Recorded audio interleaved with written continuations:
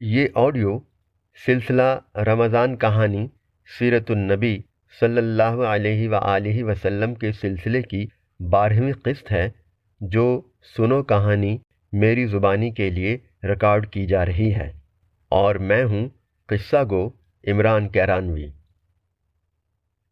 پیارے بچوں، فتح مکہ وہ لمحہ تھا جب حضرت محمد صلی اللہ علیہ وآلہ وسلم اور آپ کے ساتھیوں نے مکہ مکرمہ کو بغیر جنگ کیے فتح کر لیا۔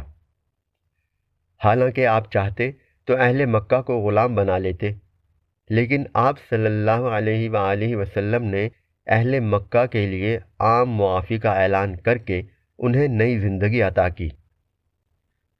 آپ صلی اللہ علیہ وآلہ وسلم نے خانہ کعبہ میں رکھے ہوئے سب سے بڑے بت کو اپنے دست مبارک سے توڑ ڈالا اور حضرت علی رضی اللہ تعالی عنہ کو حکم دیا کہ وہ بقیہ بتوں کو اٹھا کر باہر پھینک دیں۔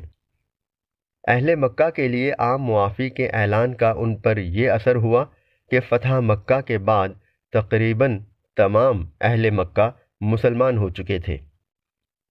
آپ صلی اللہ علیہ وآلہ وسلم نے مکہ میں 15 دن قیام فرمایا۔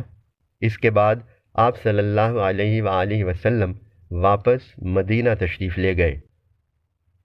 پیارے ساتھیوں، اللہ کی رضا کے لیے دوسروں کو معاف کرنا نہ صرف ایک بہت اچھی عادت ہے بلکہ ہمارے نبی کریم صلی اللہ علیہ وآلہ وسلم کی سنت بھی ہے۔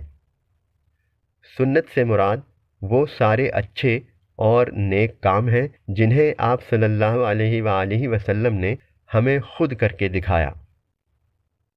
لہذا ہمیں بھی اپنے دلوں میں معاف کرنے کا جذبہ پیدا کرنا چاہیے۔